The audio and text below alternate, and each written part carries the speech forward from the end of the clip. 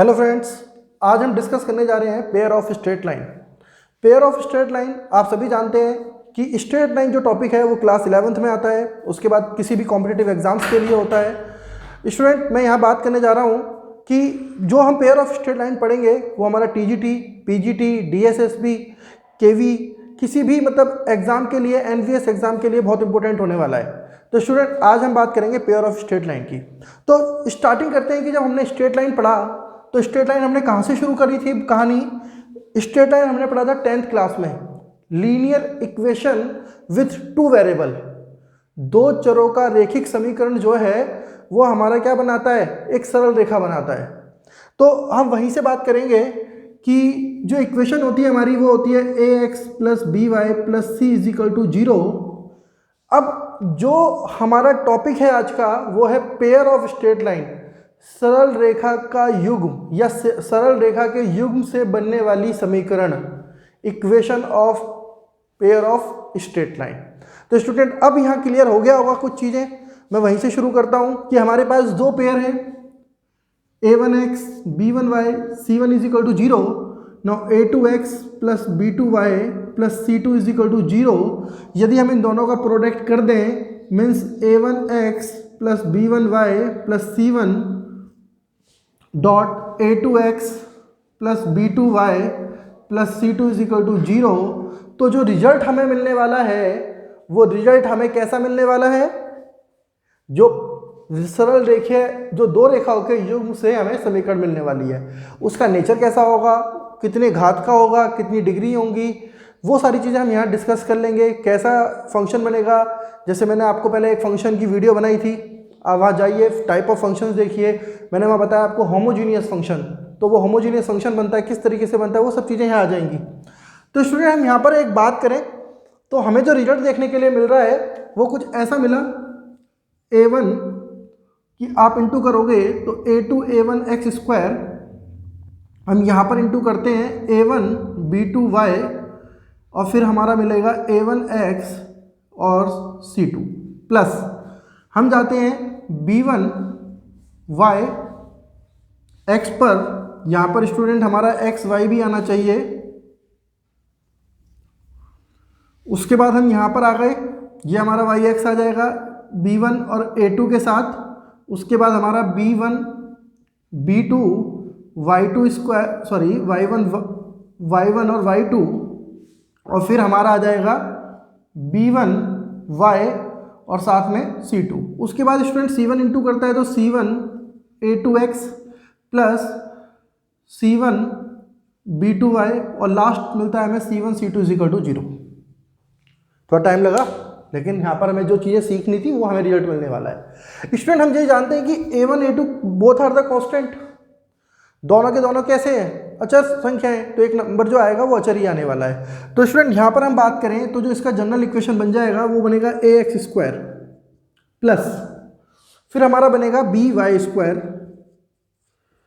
Plus 2gx plus 2fy plus कुछ और भी आता है स्टूडेंट जो हमने छोड़ दिया यहाँ पर 2hxy plus c is equal to 0।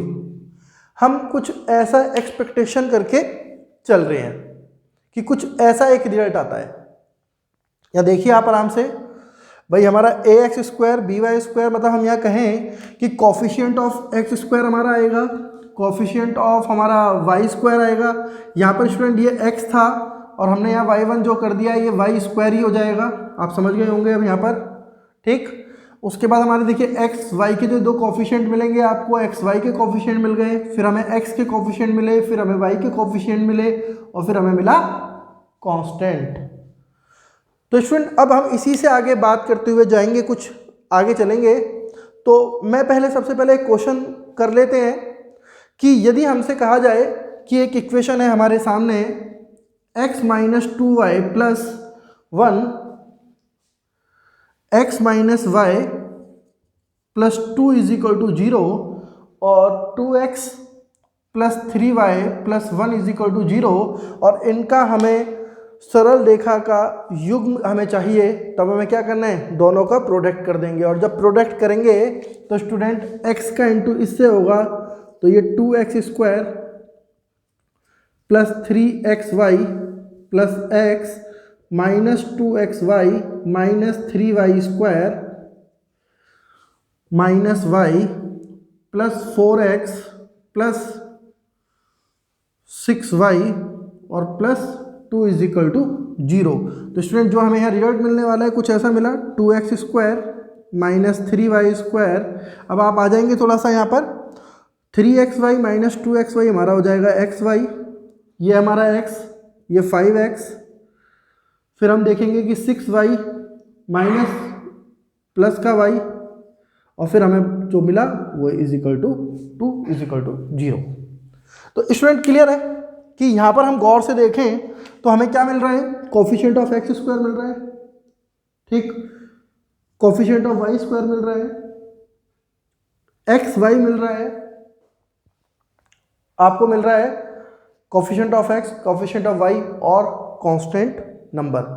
Friends ऐसे ही आप जानते हैं कि जो कंडीशंस हैं वो ऐसे ही आती रहेंगी और उन कंडीशंस के बिहाफ पर ही हमें क्या करना है, अब सरल रेखा के युग्म को कन्वर्ट कर देना है। अब कुछ कंडीशंस आएंगी, यदि हम ये कहें कि निर्देशांशों का सम्मिलित समीकरण ज्ञात करो, मतलब एक्सिस का, कोऑर्डिनेट एक्सिस जो होते हैं उनका सम्मिलित समीकरण हम बताएं निर्देशांशों से का सम्मिलित समीकरण, मतलब कंबाइंड इक्वेशन ऑफ सम्मिलित समीकरण, ठीक है, combined equation of pair of straight line on coordinate axis या हम कहें एक्सिस, ठीक। तो एक्सिस हम सभी जानते हैं, यदि हम एक्स एक्सिस पे खड़े हैं then y is equal to 0 और on y axis x is equal to 0, दोनों का जो कंबाइंड इक्वेशन होगा वो क्या बन जाएगा ना, x y is equal to 0। Friends इसके आगे हम चलेंगे, छोटी छोटी चीज़ें सीख लेते हैं यहीं से कि अब हम यहाँ देखें अपने रिजल्ट को, तो जो रिजल्ट हमें मिल रहा है वो कैसा मिल रहा है, एक होमोजीनियस फंक्शन मिल रहा है। इस होमोजीनियस फंक्शन की जो कहानी है कुछ अलग है। क्या अलग है अब आगे सीखेंगे। तो होमोजीनियस फंक्शन जो था वो आप सभी जानते हैं जिसमें x और y की समान घातें होती हैं। अब स्टूडेंट हम यदि एक फंक्शन को डिफाइन करें जो कुछ इस तरीके से है, जो n डिग्री है और हम कहें कि वो एक्स वाई की टर्म में होगा, तब वो कुछ इस तरीके से लिखा जाएगा। अब आप सब यहाँ देखेंगे तो क्लियर हो जाएगा, a not x to the power n plus a1 x to the power n minus 1 और y टू दी पावर 1। मतलब आप देखेंगे तो n कम होने लगा और y हमारा बढ़ने लगा। यही पॉलिनोमियल फंक्शन होता है, जो आप बहुपदीय बोलते हैं वो यही होता है। और ये कब तक चलता है, जब तक हमारा y to the power n ना बन जाए। तो स्टूडेंट आप क्लियर करें यहाँ से बात।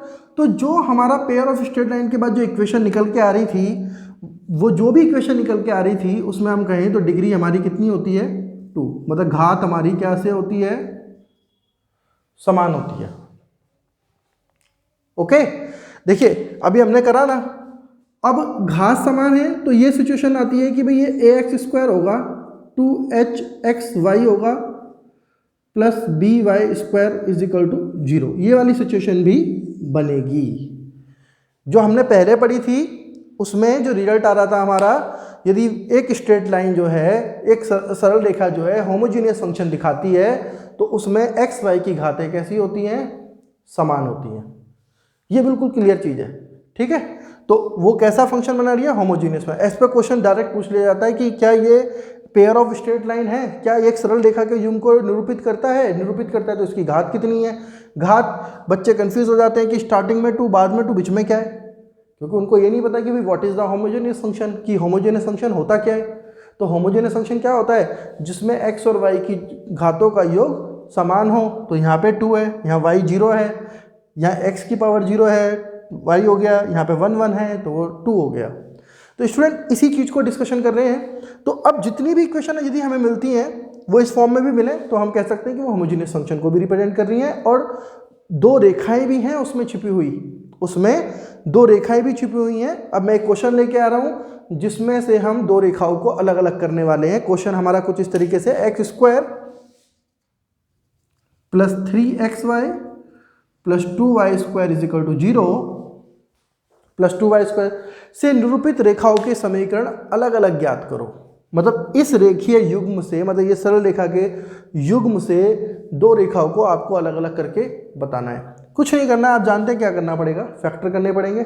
गुणनखंड सभी जानते हैं, 2 1 जा 2, तो वही एक मेथड होता है हमारे पास, splitting method. x will be common, then now x plus 2y, x plus 2y is equal to 0, then x plus 2y और x plus y is equal to 0, then x plus 2y is equal to 0 और x plus y is equal to 0, ये दो अलग अलग रेखीय समीकरण हैं हमारे पास। ओके स्टूडेंट्स, आगे चलें। अब यहाँ पर हम बात करते हैं कि कुछ कंडीशंस निकल के आएंगी, जैसे मैंने होमोजेनियस सीरीज के बारे में आपको बताया है यहाँ पर, ठीक। अब हम इसी से कुछ आगे बढ़ना शुरू कर देते हैं। अब आगे जब बढ़ेंगे तो छोटी छोटी चीज़ें फिर से निकल के आएंगी। इनके नेचर के बारे में समझ लेंगे और हम छोटी छोटी चीज़ें समझ लेंगे कि इनसे क्वाड्रेटिक इक्वेशन जो है क्या रूट्स होते हैं, क्या ये एंगल्स बनाती हैं, तो इनके बारे में भी डिस्कशन करेंगे। तो आगे चलें। अब हम बात करते हैं ax² plus 2hxy plus by² is equal to 0, ठीक। अब आप बिल्कुल सिंपल तरीके से सीखिए, यदि हम इसे लिख दें by² plus 2hxy plus ax² is equal to 0 और मैं डिवाइडेड बाय x² कर दूं दोनों तरफ, तब ये बन जाएगा x², इधर भी डिवाइड बाय x², इधर भी और इधर भी, तो 0 से डिवाइड होगा तो खत्म हो जाएगी कहानी। तो b ये हो जाएगा हमारा y/x², ये हो जाएगा हमारा y/x plus a is equal to 0। मेरे वो भाई जिन्होंने क्वाड्रेटिक इक्वेशन अच्छे से पढ़ी है और सरल रेखा अच्छे से पढ़ी है ना, मेरी प्रीवियस वीडियो पे चले जाओ लिंक पर और जाके देख लो। सरल रेखा बहुत ईजीएस्ट वे से सिखाया है, वहाँ पे आपको पता चल जाएगा कि y/x होता क्या है।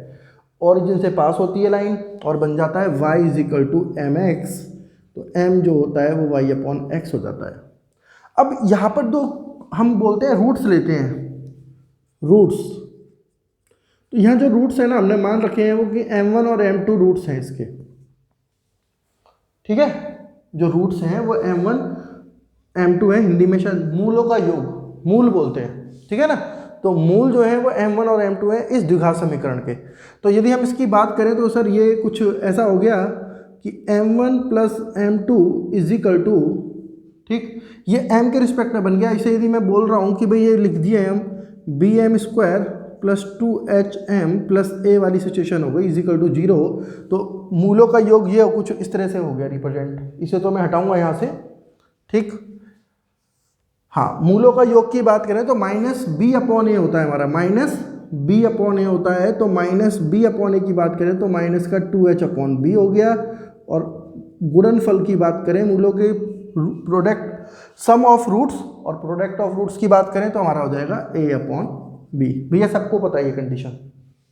तो ये काम आने वाली है, कहाँ काम आने वाली है, जब हम कहाँ जाएंगे, एंगल बिटवीन टू लाइंस पर जाएंगे, या इनसे बनने वाले कोणों की बात होगी। जब इनके दोनों रेखाओं से जो एंगल बनेगा, जब हम उसकी बात करेंगे तो वहाँ इसका बड़ा यूज़ हो जाएगा। मैं डायरेक्ट करा दूंगा उसे, है ना। अब हम आगे चलते हैं। जब इससे आगे चले तो भैया इसके नेचर के बारे में बताओ, क्योंकि जब भी क्वाड्रेटिक इक्वेशन बनती है ना तो छोटी छोटी चीज़ें बड़ा हेल्पफुल हो जाती हैं। कहाँ हेल्पफुल हो जाती हैं, क्योंकि जब हम कैरेक्टरिस्टिक की बात करेंगे, नेचर की बात करेंगे, प्रवृत्ति की बात करेंगे, प्रकृति की बात करेंगे, दोनों चीज़ें मतलब कैसी प्रकृति है रेखाओं की, वो सारी चीज़ें यहाँ सीखने को मिल जाएंगी। तो h² या तो एक सिचुएशन ये आएगी, एक सिचुएशन ये आने वाली है और एक सिचुएशन ये वाली आएगी। भैया बता दो ना इजीली, जल्दी जल्दी क्या कर रहे हो, टाइम क्यों ले रहे हो, ठीक। तो यहाँ की बात करें तो जो रेखाएं हैं वो रियल भी हैं, ठीक है, बट नॉट इक्वल। मतलब जो रूट्स हैं ये आप सबको पता है, b² - 4ac, वही सिचुएशन हो गई कि m1 m2 यदि रियल है ना तो वो जो है ना हमारे m1 m2 जो हैं वो ऐसे हो जाएंगे। मतलब रेखाएं कैसी हैं, अलग अलग हैं, अलग अलग रेखाएं हैं हमारी भाई, ठीक। यदि हम बात करें कि h² हमारा छोटा है तो इसको मैं एक साथ ही लिखना पसंद करूंगा, इमेजिनरी होती है, काल्पनिक रेखाएं बोलते हैं, तो देखें ड्राइंग नहीं होंगी, काल्पनिक है, इमेजिन कर रहे हो आप, क्योंकि एच स्क्वायर जो है हमारा क्या हो गया, छोटा हो गया ए बी से। उसके बाद हम जाते हैं कि भैया h square is equal to a b, तो हम बात करें तो रियल, और हम बोल दें कि भाई इक्वल होंगी। सबसे बड़ी बात जो है वो इक्वल की है, समान होंगी, कोइंसाइड हो जाएंगी, जिनको हम क्या बोलते हैं, कोइंसाइड बोलेंगे। ठीक, समपाती, कोइंसाइड लाइन हो जाएगी। ये बहुत जरूरी हो जाता है, और डेफिनेट में बताऊँ आपको 99% क्वेश्चन आ जाता है इस पर। उसमें क्या करेगा, कहेगा कि किसी भी कांस्टेंट की वैल्यू निकालो, के की वैल्यू निकालो, ए की वैल्यू निकालो, एक स्ट्रेट लाइन दे देगा आपको, बोलेगा कि ये जो है ना कोइंसाइड है, समपाती रेखाएं हैं, तो कैसे निकालेंगे। तो भैया ये सारा फंडा इसमें चलने वाला है। तो स्टूडेंट अब हम आगे चलेंगे, इसी से हम बनाएंगे। अब मैंने आपको दोनों छोटी छोटी चीज़ें तो डिस्कशन कर दी हैं यहाँ पर, इसमें मैंने आपको ज़्यादा टाइम नहीं लिया है और ना लूँगा। अब हम आगे चलेंगे इसमें, जब हम आगे बढ़ेंगे तो मैंने आपको बहुत जल्दी एक चीज़ें बता दी, m1 plus m2 is equal to -2h upon b और m1 m2 is equal to a upon b. तो ज़्यादा टाइम ना लेते हुए हम आगे बढ़ जाएंगे, किसके लिए, एंगल के लिए। ठीक, तो एंगल बिटवीन टू लाइंस आपने पढ़ा हुआ है। देखिए मैं बार बार जो बोलता हूँ ना कि सबने पढ़ा हुआ है, कि जितने भी मेरे भाई हैं जो ये जो टॉपिक है ये कॉम्पिटिटिव एग्जाम्स का आने वाला है, तो जो स्टूडेंट हैं वो IITs के लिए तैयार कर रहे हैं, NDA के लिए तैयार कर रहे हैं, उन्होंने स्ट्रेट लाइन ऑलरेडी पढ़ा हुआ है, तो वहाँ पे कंसेप्ट आएंगे। जो भाई DSSB, आपका TGT PGT NVS KVS है ना, और ये GIC, मतलब जितने भी एग्ज़ाम UP MP राजस्थान जहाँ भी होने वाले हैं ना, हायर लेवल के, हायर लेवल से समझते हो ना कि जितना भी जो लेवल है ना आपका, फर्स्ट ग्रेड वाला, PGT वाला, TGT वाला, इनमें क्वेश्चन पूछे जाएंगे। तो मैं ये जो बार बार बोलता हूँ ना कि पढ़ा हुआ है, वो पढ़ा हुआ है स्ट्रेट लाइन के लिए, तो थोड़ा थोड़ा तो सब नहीं देखा होगा, तो बस वहीं से चल रही है बात।